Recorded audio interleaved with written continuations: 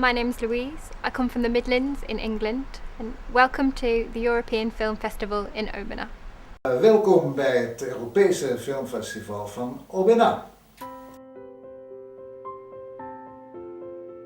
Bonjour. Aujourd'hui, au sommaire de notre web TV quotidienne, Notre zapping, c'était hier. La carte blanche de Didier Beignet. L'instant décalé. L'oreille indiscrète de fréquence 7.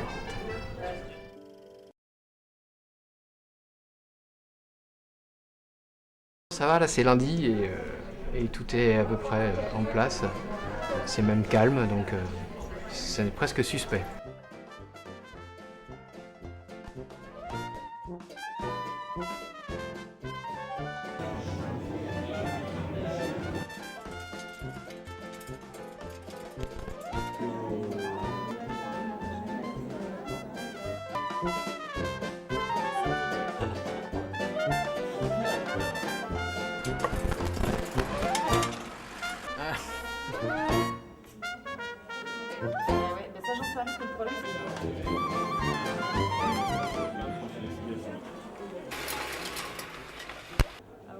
C'est exactement ça, c'est qu'au départ, je pense qu'on est amoureux d'abord du cinéma.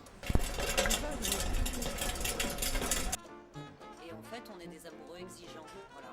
En fait, les critiques, c'est ça. C'est pas juste des amoureux béats, ce sont des amoureux exigeants. Et du coup, critiques, et du coup, qui décortiquent, et des amoureux casse mon bec, quoi. Je suis partie. Ah, t'es partie juste au moment où il lui a coupé la tête. Oh, c'est dommage. Et voilà. Plus que... Attention.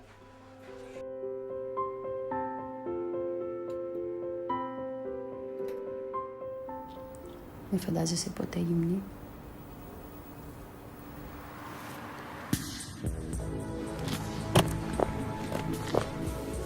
Πώς το κάνει ο κόσμος?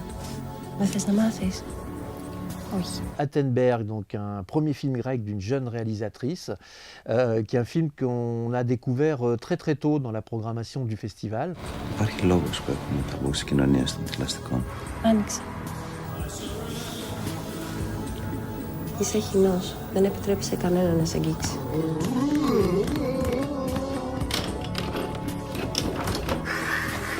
L'histoire, si on peut la raconter en deux mots, a pour personnage principal une jeune fille de 23 ans qui n'aime pas particulièrement l'humanité, et seuls deux spécimens, en tout cas au début du film, trouvent grâce à ses yeux, son père, qui va bientôt la quitter, et une de ses amies. Dans ce film, il y a des tas de choses tout à fait nouvelles au cinéma, surtout quand tous ces ingrédients sont mélangés. Alors d'abord, c'est un film qui présente des séquences quasi chorégraphiées, alors qui sont à la fois très belles et très drôles, un petit peu qu'on pourrait rapprocher un peu des films muets du début du cinéma.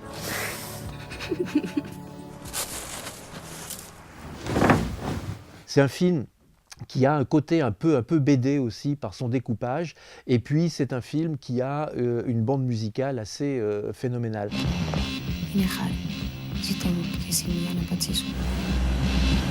Je crois qu'on peut le conseiller vraiment à tous les cinéphiles, et même à ceux qui ne sont pas trop cinéphiles. Il faut venir avec son regard neuf, se débarrasser des préjugés, et on va voir là un objet un peu étrange, un peu décalé, mais dont on va porter avec soi les personnages pendant longtemps, je crois. Αν ζούσαμε κάπου αλλού δεν θα κουβεντιάζαμε καν. Τα έχεις σκεφτεί όλα. Θα το κάνεις? Sneaking round in a blue jumpsuit.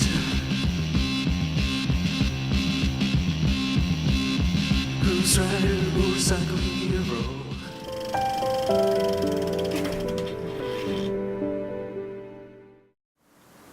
Moteur, action.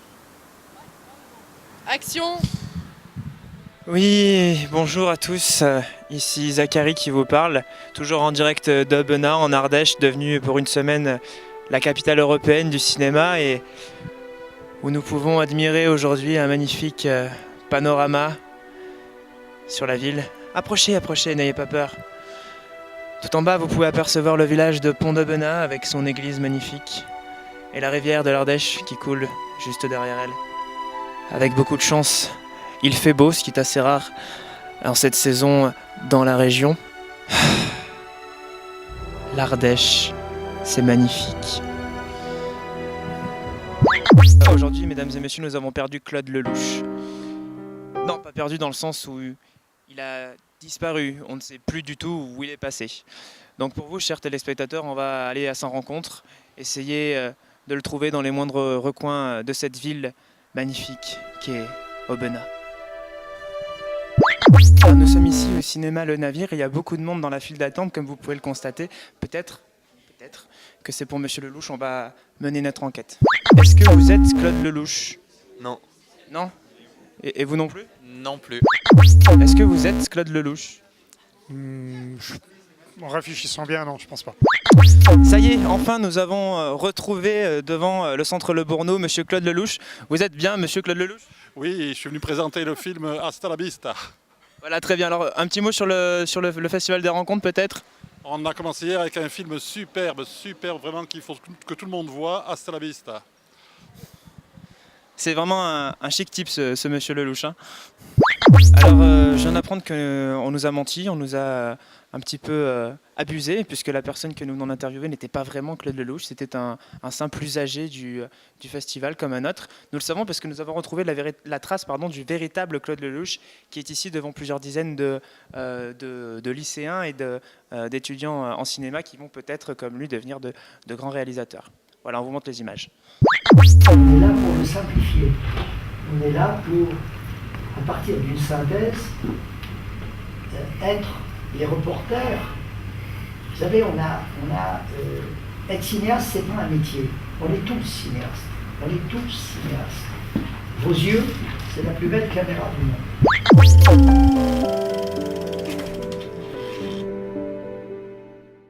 Voilà, donc on va accueillir Guillaume Odissino peut-être d'ici quelques instants. Si on a... Non, alors on va attaquer directement. On va vous laisser le temps à peine de vous poser. C'est sa première participation aux Rencontres des cinémas d'Europe. Vous êtes membre de la semaine de la critique. Vous êtes aussi, c'est votre métier critique de cinéma. Vous travaillez chez plusieurs confrères, dont à l'écrit Télérama. C'est là où souvent on redit vos critiques à travers ce...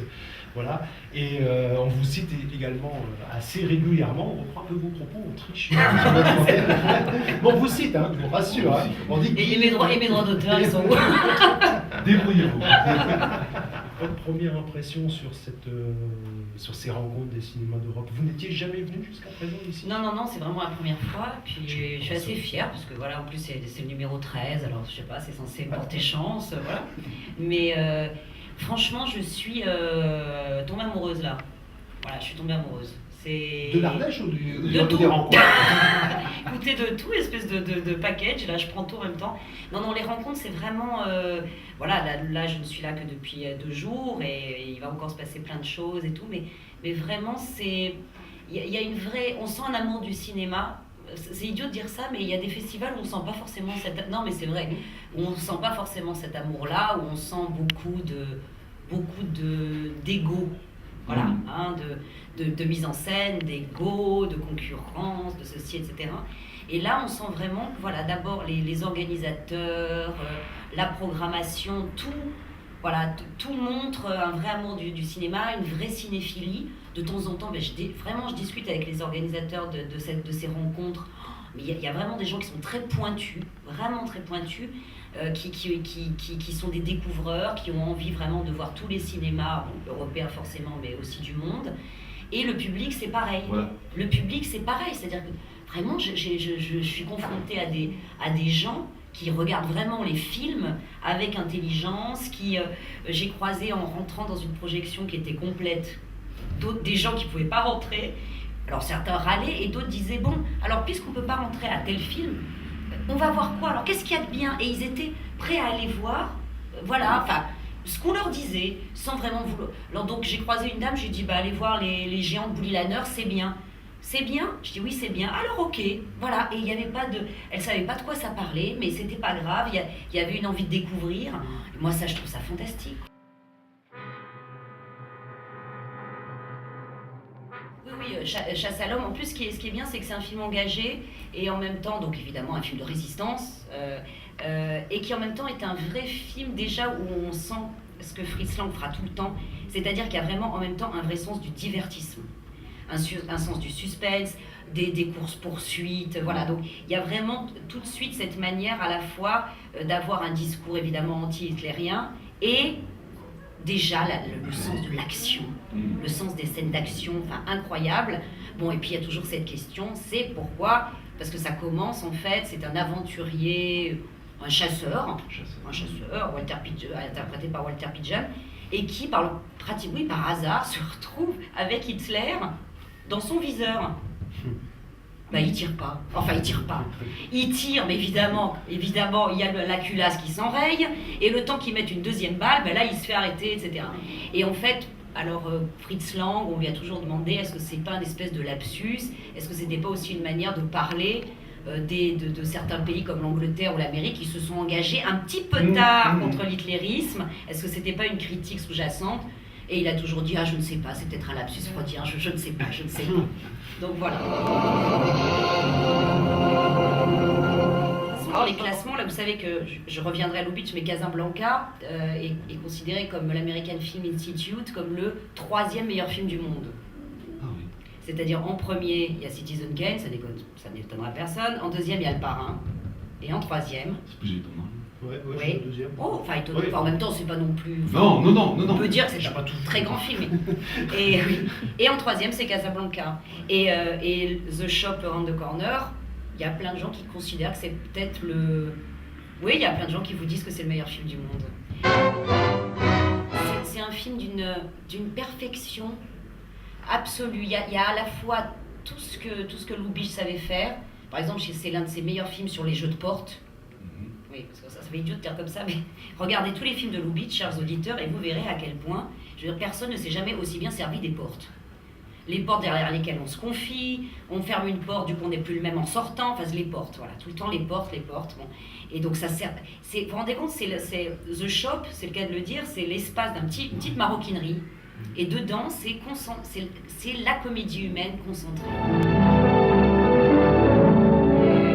On pourrait dire comme les enfants, oh la belle rouge, oh la belle bleue, oh la belle jaune. Alors c'est vraiment, mais c'est... Puis alors ce qui est magnifique avec Sirk, c'est que plus c'est coloré et plus c'est noir. Oui, c'est vrai.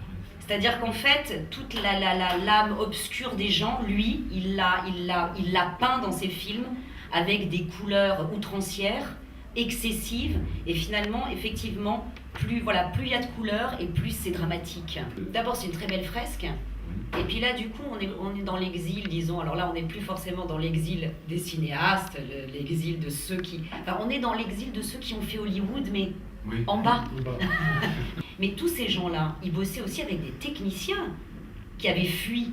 Oui, c'est exact. Donc, je veux dire, Hollywood, il n'y avait pas que des grands cinéastes exilés, il y avait des chefs-op, il y avait des constructeurs de décors, il y avait des costumiers. Enfin, en fait, Hollywood, à un moment, a vraiment été totalement nourri, enrichi à tous les niveaux des métiers du cinéma. Et c'est vrai que le film des frères Taviani, pour ça, est intéressant. Parce qu'effectivement, voilà, ce sont de petits émigrés italiens qui se retrouvent à construire le décor de l'un des films, phares, effectivement, de l'histoire du cinéma, qui est Intolérance de Griffith.